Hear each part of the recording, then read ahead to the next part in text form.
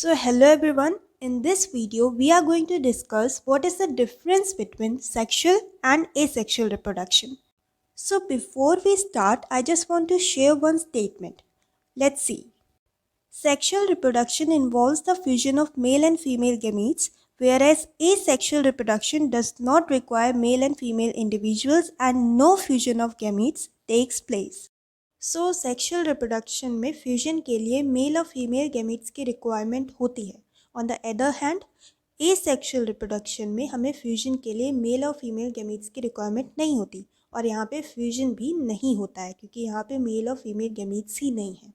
Okay, now let's start our main topic. What is the difference between sexual and asexual reproduction. So as I said, sexual reproduction involves the fusion of male and female gametes. On the other hand, asexual reproduction, it does not involve the fusion of male and female gametes. I hope it is clear. Now, sexual reproduction requires two usually different individuals. On the other hand, asexual reproduction requires only one individual. So sexual reproduction में reproduce होने के लिए सिर्फ दो individuals की requirement होती है and asexual reproduction में सिर्फ एक ऑर्गेनिज्म की रिक्वायरमेंट होती है. बट यहाँ पे जो यूजुअली लिखा हुआ है मैं आपको इसका मीनिंग बताती हूँ. Can a single organism reproduce sexually? देखिए, सेक्सुअल रिप्रोडक्शन में यूजुअली दो ऑर्गेनिजम्स की रिक्वायरमेंट होती है. बट कुछ ऑर्गेनिजम्स ऐसे भी होते हैं जिनके अंदर मेल एंड फीमेल दोनों ही गैमीट्स प्रेजेंट होते हैं. ऐसे ऑर्गेनिजम्स को हम हर्माफ्रोडिटिक बोलते हैं. These organisms are capable to self-fertilize their gametes because इनके अंदर मेल एंड फीमेल दोनों ही gametes प्रेजेंट हैं. बट नॉर्मली सेक्शुअल रिप्रोडक्शन में दो ऑर्गेनिजम्स की रिक्वायरमेंट होती है. In sexual reproduction, individuals produced are not identical to their parents and show variations from each other and also from their parents. The individuals produced are identical to their parent and hence are called clones.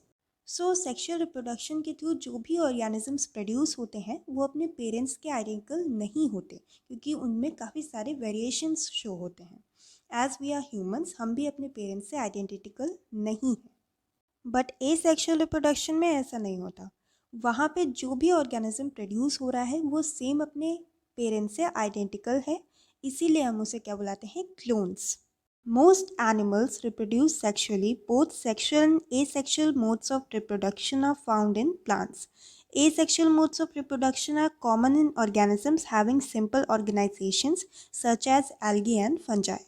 So mostly animals जो हैं वो sexual reproduction की process से reproduce होते हैं, but जो plants होते हैं वो sexual as well as asexual दोनों ही mode से reproduce हो सकते हैं.